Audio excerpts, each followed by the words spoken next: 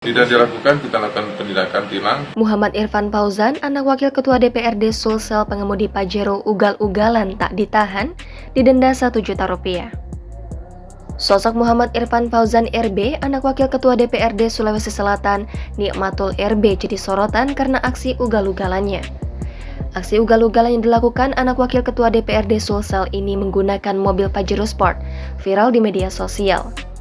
Adapun mobil Pajero yang digunakan Fauzan merupakan mobil dinas operasional sekretariat DPRD Sulsel.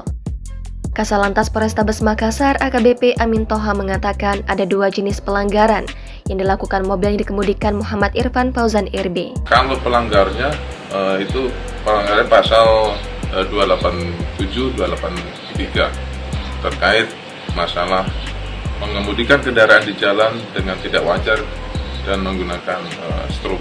Adapun sanksi atas dua pasal yang dilanggar Muhammad Irfan Fauzan itu sebanyak Rp1 juta. Sanksi tilangnya berapa itu? Kalau pelanggarannya Kalau tadi pelanggarannya ada dua pasal, yang satu untuk mengemudikan kendaraan tidak wajar itu dendanya itu 250. Kemudian untuk yang penggunaan strobo bukan pada peruntukannya adalah 250. Mobil itu lanjut Amin Toha pun ditahan sebagai efek jerah. Tidak dilakukan, kita lakukan penindakan tilang, kemudian kita tahan kendaraannya. Harapannya supaya efek jerah, kemudian kita juga berikan edukasi bahwa menggunakan kendaraan di jalan harus tertib, karena pada dasarnya keselamatan itu bukan hanya diri sendiri tetapi orang lain juga harus kita pertimbangkan. Lebih lanjut dijelaskan Amin Toha saat kejadian Fauzan hendak bertanggung jawab terhadap pengendara yang jatuh akibat kaget mendengar strobo mobil itu.